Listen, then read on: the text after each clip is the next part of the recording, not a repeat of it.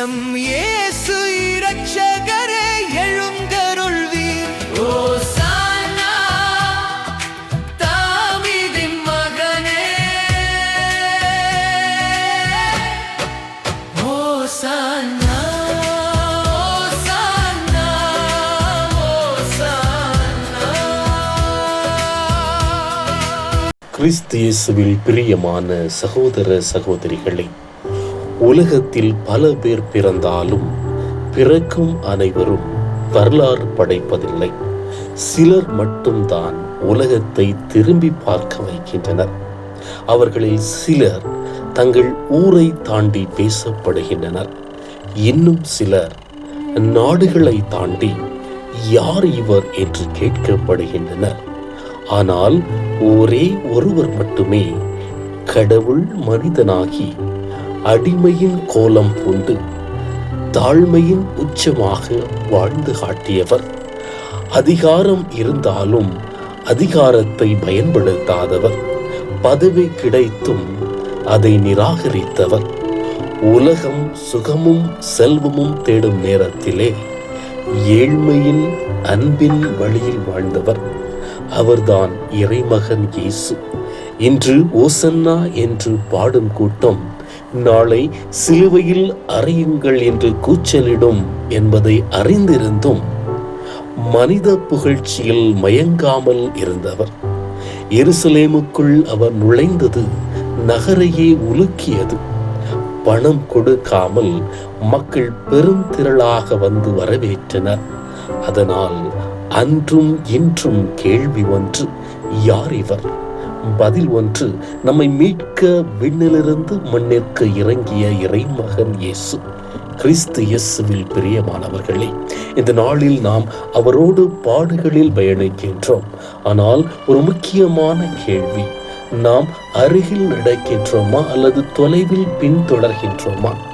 தங்கள் உடைகளை பாதையில் விரித்து ஒலிவ கிளைகளை அசைத்து ஓசன்னா என்று கூச்சலிட்ட மக்கள் இயேசுவின் உள்ளார்ந்த நோக்கத்தை அறியவில்லை. அவர்கள் எதிர்பார்த்தது அரசியல் மாற்றம், வெளிப்புற வெற்றி, உடனடி நன்மை. ஆனால் இயேசு கொடுக்க வந்தது ஒரு உள்ளார்ந்த மாற்றம், மனமாற்றம், அன்பு, தியாகம், மீட்பு. அதனால்தான் அதே கூட்டம் விரைவில் மாறியது.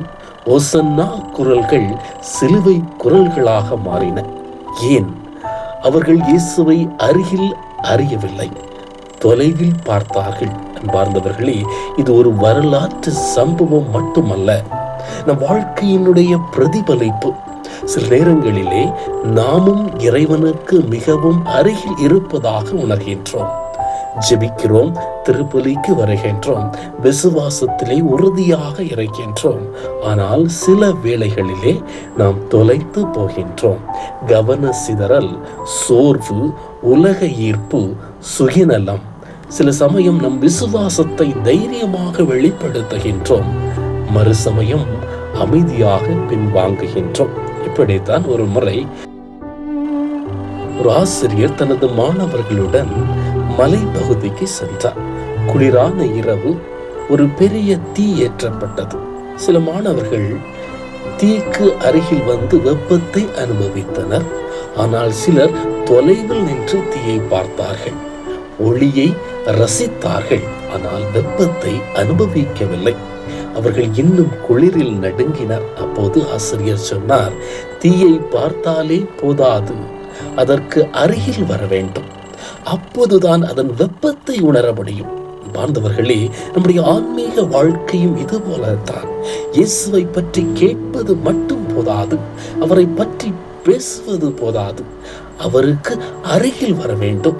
அப்போதுதான் அவரது அன்பையும் அருளையும் மாற்றும் சக்தியையும் நாம் அனுபவிக்க முடியும். இந்த நற்செய்தியிலே பேதுருவின் வாழ்க்கை இதற்கு சாட்சியாக விளங்குகின்றது. அவர் இயேசுவின் நெருக்கமான ஒரு சீடர். எல்லோரும் விலகினாலும் நான் உம்மை விட்டு விலகவே மாட்டேன் என்று சொன்னவர். நிலை வாழ்வு அளிக்கும் வார்த்தைகள் உம்மிடம்தான் உள்ளன என்றார். நீர் உயிருள்ள கடவுளின் மகன் என்றும் அறிவித்தார். ஆனால் அவருக்குள் இருந்த பலவீனத்தை அவர் அறியவில்லை. இயேசு முன்கூட்டியே சொன்னார், சேவல் கூவுவதற்கு முன் நீ என்னை 3 முறை மறுதலிப்பாய். அது நடந்தது ஏன்? பேதுரு இயேசுவை தொலைவில் இருந்து பின்தொடர்ந்தார். காவலர்களுடன் அமர்ந்து குளிர் காய்ந்தார். ஒரு காலத்தில் இயேசுவோடு நடந்தவர் இப்போது அவரை எதிர்த்தவர்களுடன் அமர்ந்தார். இது திடீரென நடந்ததல்ல, மெதுவாக ஏற்பட்ட தொலைவு இதற்கு காரணம். நாமும் ஜெபத்திலிருந்து விலகும் போது, இறை வார்த்தையை புறக்கணிக்கும் போது நம்முடைய விசுவாசம் மெதுவாக குளிர்கிறது. வாழ்ந்தவர்களே, இன்றைய முதல் வாசகத்திலே நாம் காணும் இறை பணியாளரின் மனநிலை நமக்கு ஒரு சிறந்த அழைப்பாக இருக்கின்றது. நான் கிளர்ச்சி அடையவில்லை, விலகவும் இல்லை. அடிப்போர்க்கு என் முதுகையும் கொடுத்தேன், நிந்தனைக்கும் என் முகத்தை மறைக்கவில்லை. ஆண்டவர் எனக்கு துணை.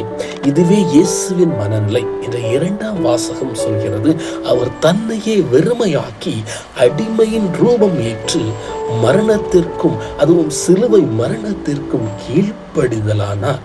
அதனால் கடவுள் அவரை உயர்த்தினார் என்று வாசிக்கின்றோம். பார்த்தவர்களே, கடவுளுக்கு அருகில் வருவது என்பது ஒரு உணர்ச்சி அல்ல, அது ஒரு தீர்மானம். தாழ்மை, கீழ்ப்படிதல், தியாகம். இயேசு கடவுளை தொலைவில் உணரவில்லை, மக்களிடையே, பணியில், ஜெபத்தில் அனுபவித்தார். நாமும் நன்மை செய்யும் போது, அன்பை பகிரும் போது, மன்னிக்கும் போது இறைவனுக்கு அருகில் இருக்கின்றோம். இன்று பல குடும்பங்களில் உடலால் அருகில் இருந்தாலும் இதயத்தில் தொலைவில் இருக்கின்றோம். ஒரே வீட்டில் வாழ்கின்றோம், ஆனால் ஒருவருக்கொருவர் நேரமில்லை. கணவன் மனைவி உறவில் அன்பு குறைகிறது, பேசாமல் இருப்பது அதிகரிக்கின்றது. மன்னிப்பு இல்லாமல் உறவை குளிர செய்கின்றது. பெற்றோர் பிள்ளைகளுக்கு பொருட்களை கொடுக்கின்றார்கள், ஆனால் நேரத்தை கொடுக்கவில்லை. பிள்ளைகள் பெற்றோருக்கு அருகில் இருந்தாலும் உள்ளத்தில் தொலைந்து போகின்றார்கள். அன்பார்ந்தவர்களே, இயேசு நம்மை தொலைவிலிருந்து நேசிக்கவில்லை, அருகில் வந்து நேசித்தார். நம்மோடு நடந்தார், நம்மோடு வாழ்ந்தார், நம்முடைய துன்பத்திலே பங்கேற்றார்.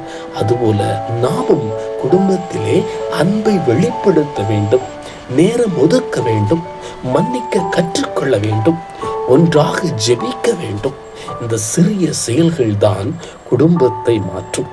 குடும்ப வாழ்க்கையிலே நாம் ஏற்றுக்கொள்ளும் தியாகங்கள், ஒரு தாய் தனது பிள்ளைகளுக்காக தன்னை அர்ப்பணிப்பது, ஒரு தந்தை குடும்பத்திற்காக உழைப்பது, ஒரு பிள்ளை பெற்றோருக்கு மரியாதை கொடுப்பது, இவை அனைத்தும் சிறிய சிலுவைகள்.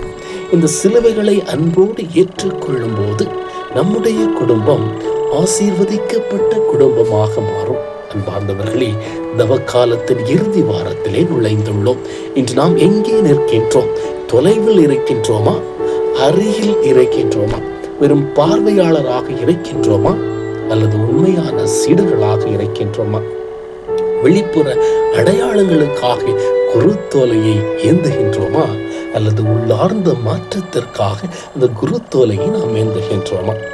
இயேசுவை போல தன்னலத்தை களைந்து ஆணவத்தை விட்டு அன்பின் வழியில் நடக்க நாம் தீர்மானம் எடுப்போம். அவருக்கு அருகில் வருவோம், அவருடைய பாடுகளை உணர்ந்து வாழ்வோம். அப்போது நம்முடைய வாழ்க்கையும் மாறும், நம் குடும்பங்களும் மாறும். நம் வீடு ஒரு சாதாரண வீடாக இருக்காது, அது இறைவன் வாசம் செய்யும் இல்லமாக மாறும். அன்பார்ந்தவர்களே, இயேசுவின் பாடுகளை உணர்ந்தவர்களாய் வாழ்ந்து அவருக்கு அருகில் இருப்பவர்களாய் அன்பு, மன்னிப்பு, தியாகம் நிறைந்த வாழ்க்கையை நிறைவாக வாழ்வோம். கடவுள் உங்களையும் உங்கள் குடும்பங்களையும் நிறைவாக ஆசீர்வதிப்பார்.